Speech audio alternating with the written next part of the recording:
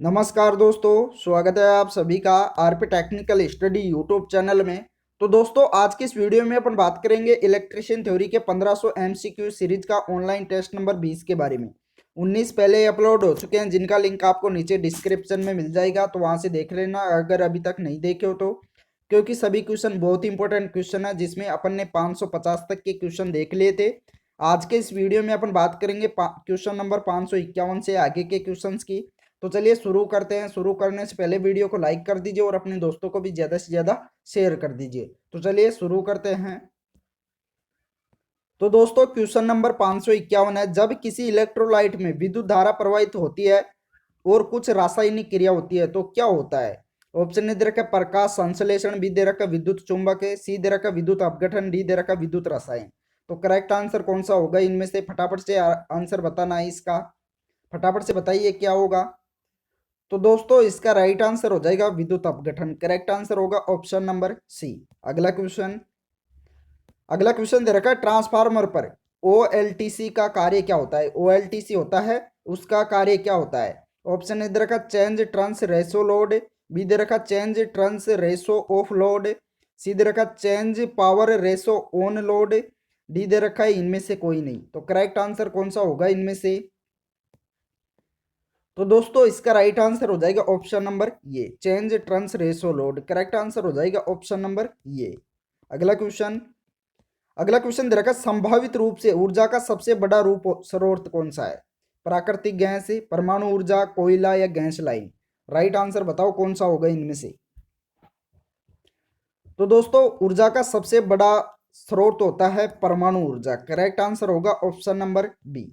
अगला क्वेश्चन अगला क्वेश्चन दे रखा है, एक्स्ट्रा हाई वोल्टेज एसी लाइनों पर पावर ट्रांसमिशन होता है। ऑप्शन ए दे रखा है एनर्जी लॉसेज को कम करता है, बी दे रखा है एक्स्ट्रा पावर को जनरेट करता है, सी दे रखा है एनर्जी लॉसेज को बढ़ाता है, डी दे रखा है लाइन करंट को बढ़ाता है। तो एक्स्ट्रा हाई वोल्टेज एसी लाइनों पर पावर ट्रांसमिशन में क्या होता है, इंपॉर्टेंट क्वेश्चन है। तो दोस्तों, इसका राइट आंसर हो जाएगा एनर्जी लॉसेज को कम करता है। करेक्ट आंसर होगा ऑप्शन नंबर ये।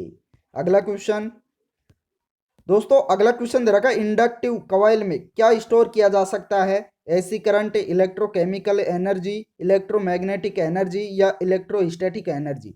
तो इंडक्टिव कॉइल होती है, उसमें क्या स्टोर किया जा सकता है। तो दोस्तों, इसका राइट आंसर हो जाएगा इलेक्ट्रोमैग्नेटिक एनर्जी। करेक्ट आंसर होगा ऑप्शन नंबर सी। अगला क्वेश्चन अगला क्वेश्चन दे रखा है, स्टेप अप पावर ट्रांसफार्मर में तापमान में परिवर्तन के कारण क्या होता है। आई का square into R losses, B दे रखा है इंडक्टिव कॉइल से, सी दे रखा है पावर फैक्टर, डी दे रखा है एडी करंट। तो स्टेप अप पावर ट्रांसफार्मर होता है, उसमें तापमान में परिवर्तन के कारण क्या होता है। तो दोस्तों, इसका राइट आंसर हो जाएगा ऑप्शन नंबर ये, आई का स्क्वायर इंटू आर लॉसेज अर्थात पावर लॉसेज। करेक्ट आंसर होगा ऑप्शन नंबर ये। अगला क्वेश्चन अगला क्वेश्चन दे रखा है, लेड एसिड बैटरी की आयु हो सकती है, उसकी आयु सीमा कितनी हो सकती है लेड एसिड बैटरी की। 6 महीने, 2 से 5 वर्ष, 1 वर्ष से, या 10 से 15 वर्ष। राइट आंसर क्या होगा। सीसा संचय एक बैटरी होती है, उसकी आयु लगभग कितनी हो सकती है। तो दोस्तों, इसका राइट आंसर हो जाएगा 2 से 5 वर्ष। करेक्ट आंसर होगा ऑप्शन नंबर बी। अगला क्वेश्चन दे रखा है, रिलक्टेंस का मात्रक होता है, क्या होता है। टेस्ला, एम्पियर प्रति मीटर, एम्पियर टर्न प्रति वेबर या वेबर। तो रिलक्टेंस का मात्रक बताना है, फटाफट से बताओ इसका मात्रक क्या होता है। तो दोस्तों, इसका राइट आंसर हो जाएगा एम्पियर टर्न प्रति वेबर होता है। क्या होता है, एम्पियर टर्न प्रति वेबर होता है। तो करेक्ट आंसर होगा ऑप्शन नंबर सी। अगला क्वेश्चन अगला क्वेश्चन दे रखा है, निम्न में से किस सेल का कार्यकाल सबसे लंबा होता है। इनमें से कौन सा सेल है जिसका कार्यकाल लंबा होता है। शुष्क cell, mercury cell, silver oxide cell या लिथियम सेल।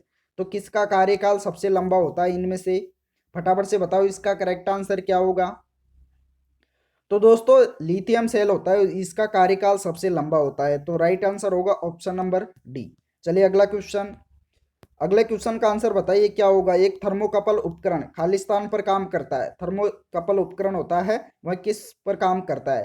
पीजो इलेक्ट्रिक प्रभाव पर, चुंबकीय प्रभाव पर, रासायनिक प्रभाव पर या प्रकाश प्रभाव पर। तो किस प्रभाव पर काम करता है? तो इसका राइट आंसर हो जाएगा पीजो इलेक्ट्रिक प्रभाव पर। करेक्ट आंसर हो जाएगा ऑप्शन नंबर ये। अगला क्वेश्चन दोस्तों, अगला क्वेश्चन दे रखा है, दिए गए विकल्पों में से कौन सार्वत्रिक मोटर हेतु गति नियंत्रण विधि नहीं है? इनमें से यूनिवर्सल मोटर हेतु गति नियंत्रण विधि कौन सी नहीं है? सार्वत्रिक का मोटर का मतलब होता है यूनिवर्सल मोटर, तो इसकी गति नियंत्रण विधि कौन सी नहीं है, नहीं को बताना है। ऑप्शन ए दे रखा है प्रतिरोध विधि, बी दे रखा है अभिकेंद्री तंत्र, सी दे रखा है अपकेंद्री तंत्र, डी दे रखा है उल्टा नियंत्रण विधि। तो राइट आंसर कौन सा होगा इनमें से? तो दोस्तों इसका राइट आंसर हो जाएगा उल्टा नियंत्रण विधि। करेक्ट आंसर होगा ऑप्शन नंबर डी। अगला क्वेश्चन, अगला क्वेश्चन दे रखा है, ताप की व्यवहारिक इकाई का नाम क्या है? ताप की टेम्परेचर होता है, उसकी व्यवहारिक इकाई क्या होती है? ऑप्शन ए दे रखा जूल, बी दे रखा न्यूटन, सी दे रखा सेंटीग्रेड, डी दे रखा कैलोरी। तो राइट आंसर कौन सा होगा इनमें से? तो दोस्तों ताप की व्यापारिक व्यवहारिक इकाई होती है कैलोरी। करेक्ट आंसर होगा ऑप्शन नंबर डी। अगला क्वेश्चन, अगला क्वेश्चन दे रखा है, किस कारण से कोई एक फेज मोटर स्टार्ट नहीं होती है परंतु शोर करती है? मुख्य कारण क्या है अगर कोई भी एक फेज मोटर स्टार्ट नहीं होती है और शोर करती है? तो ऑप्शन ए दे रखा है गलत कनेक्शन, बी दे रखा है निम्न वोल्टेज, सी दे रखा है उच्च वोल्टेज, डी दे रखा है वाइंडिंग शॉर्ट सर्किट है। तो राइट आंसर कौन सा होगा इनमें से? तो दोस्तों अगर कोई एक फेज मोटर स्टार्ट नहीं होती है और शोर करती है तो इसका कारण है निम्न वोल्टेज। करेक्ट आंसर क्या होगा? कम वोल्टेज। Option number B. अगला क्वेश्चन, अगला क्वेश्चन दे रखा है, किस तरंग का पावर फैक्टर न्यूनतम होता है? इनमें से कौन सी तरंग है जिसका पावर फैक्टर न्यूनतम होता है? ऑप्शन ए दे रखा है वर्गाकार तरंग, बी दे रखा है आयताकार तरंग, सी दे रखा है साइन तरंग, डी दे रखा है त्रिभुजाकार तरंग। तो इनमें से कौन सी तरंग है जिसका पावर फैक्टर न्यूनतम होता है? तो इसका राइट आंसर हो जाएगा आयताकार तरंग, तरंग का पावर फैक्टर न्यूनतम होता है। करेक्ट आंसर होगा ऑप्शन नंबर बी। अगला क्वेश्चन दोस्तों, अगला क्वेश्चन दे रखा है, एसी सर्किट में अगर रिएक्टेंस शून्य है तो पावर फैक्टर क्या होगा? एसी सर्किट में अगर रिएक्टेंस क्या है? जीरो है, तो पावर फैक्टर क्या होगा? ऋणात्मक होगा, इकाई होगा, शून्य होगा या अनंत होगा? तो क्या होगा इनमें से? इसका राइट आंसर हो जाएगा इकाई होगा। करेक्ट आंसर होगा ऑप्शन नंबर बी। अगला क्वेश्चन दोस्तों, अगला क्वेश्चन दे रखा है, निम्नलिखित में से किस तड़ित रोधक में सर्ज अरेस्टर के रूप में छड़ का उपयोग करते हैं? ऑप्शन ए दे रखा है रोड गैप अरेस्टर का, बी दे रखा है हॉर्न गैप अरेस्टर का, सी दे रखा है थायराइड अरेस्टर का, डी दे रखा है ये व बी दोनों का। तो किस तड़ित रोधक में सर्ज अरेस्टर के रूप में छड़ का उपयोग किया जाता है? इंपॉर्टेंट क्वेश्चन है, जल्दी बताओ इसका करेक्ट आंसर क्या होगा? तो दोस्तों इसका राइट आंसर हो जाएगा रोड गैप अरेस्टर का। करेक्ट आंसर होगा ऑप्शन नंबर ये। अगला क्वेश्चन, अगला क्वेश्चन दे रखा निम्नलिखित में से किस कुचालक पदार्थ के लिए डाइलेक्ट्रिक स्ट्रेंथ की माप की जांच की जाती है? ऑप्शन ए दे रखा है अभ्रक, बी दे रखा चीनी मिट्टी, सी दे रखा पैराफिन मोम, डी दे रखा ट्रांसफार्मर तेल। तो इनमें से किस कुचालक पदार्थ के लिए डाइलेक्ट्रिक स्ट्रेंथ की माप की जांच की जा सकती है? इंपॉर्टेंट क्वेश्चन है। तो दोस्तों इसका राइट आंसर हो जाएगा ट्रांसफार्मर तेल की। करेक्ट आंसर होगा ऑप्शन नंबर डी। अगला क्वेश्चन, अगला क्वेश्चन दिया गया है, किसी उप स्टेशन के लिए निम्नलिखित में से कौन सा सबसे उपयुक्त प्रकार का अर्थिंग है?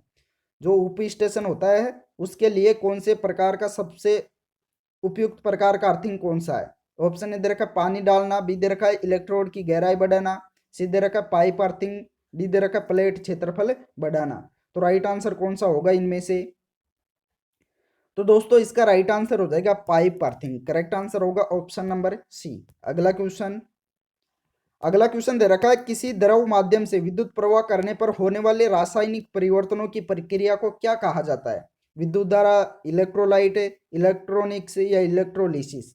तो जो किसी द्रव माध्यम से विद्युत प्रवाह करने पर उसमें जो रासायनिक परिवर्तन होता है उनकी प्रक्रिया को क्या कहते हैं? रासायनिक परिवर्तनों की प्रक्रिया को बताना है, रासायनिक परिवर्तन को नहीं बताना है। तो फटाफट से बताइए इसका करेक्ट आंसर क्या होगा?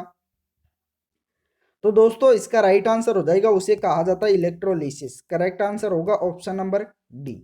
अगला क्वेश्चन दोस्तों, अगला क्वेश्चन दे रखा है, निम्न में से ऐसा उपकरण कौन सा है जो इलेक्ट्रिक सर्किट पूरा करने और तोड़ने के लिए प्रयोग में लिया जाता है? वितरण बोर्ड, फ्यूज, स्विच या फ्यूज तार।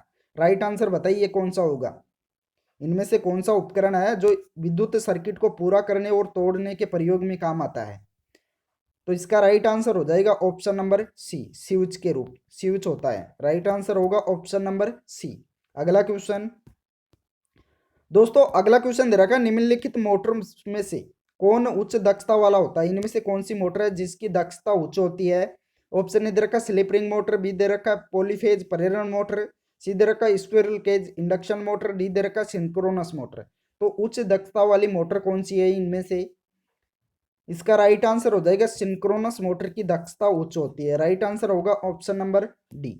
अगला क्वेश्चन, अगला क्वेश्चन दे रखा है किसी चुंबक की आकर्षण शक्ति अधिकतम कहाँ होती है? चुंबकीय अक्ष पर, चुंबकीय ध्रुव पर, चुंबकीय क्षेत्र पर, या बल की चुंबकीय लाइन पर? तो आकर्षण बल, आकर्षण शक्ति होती है चुंबक में, वह कहाँ होती है अधिकतम? इसका राइट आंसर हो जाएगा चुंबकीय ध्रुव पर। करेक्ट आंसर होगा ऑप्शन नंबर बी। अगला क्वेश्चन दोस्तों, अगला क्वेश्चन दे रखा है इलेक्ट्रॉन का चार्ज क्या होता है? आवेश क्या होता है इलेक्ट्रॉन का? पॉजिटिव, नेगेटिव, ये वो भी दोनों, या आवेश रहित? राइट आंसर क्या होगा? तो दोस्तों इसका राइट आंसर हो जाएगा नेगेटिव होता है। करेक्ट आंसर क्या होगा? ऋणात्मक होता है। ऑप्शन नंबर बी करेक्ट हो जाएगा। अगला क्वेश्चन, अगला क्वेश्चन दे रखा है पदार्थ की मात्रा का मूल मात्रक क्या होता है? किलोग्राम, ग्राम, मीटर, या मोल? तो पदार्थ की मात्रा का मूल मात्रक बताना है, क्या होता है?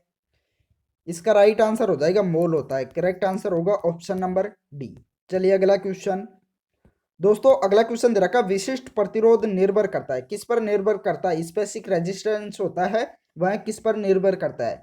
ऑप्शन ए दे रखा है पदार्थ के आकार पर, बी दे रखा है पदार्थ के तापमान पर, सी दे रखा है पदार्थ के प्रकृति पर, डी दे रखा है उपरोक्त सभी पर। तो किस पर निर्भर करता है? तो दोस्तों इसका राइट आंसर हो जाएगा ऑप्शन नंबर सी, पदार्थ की प्रकृति पर। करेक्ट आंसर होगा ऑप्शन नंबर सी। तो दोस्तों इस वीडियो में इतना ही। वीडियो पसंद आया हो तो लाइक कर दीजिए और अपने दोस्तों को भी ज़्यादा से ज़्यादा शेयर कर दीजिए। जिस दोस्त ने भी अभी तक चैनल को सब्सक्राइब नहीं किया है वो सभी दोस्त एक बार चैनल को सब्सक्राइब भी कर लीजिए, साथ में ऑल नोटिफिकेशन बेल को भी ऑन कर लीजिए, जिससे कि आगे के सभी नोटिफिकेशन आपको मिलते रहे। Thank you.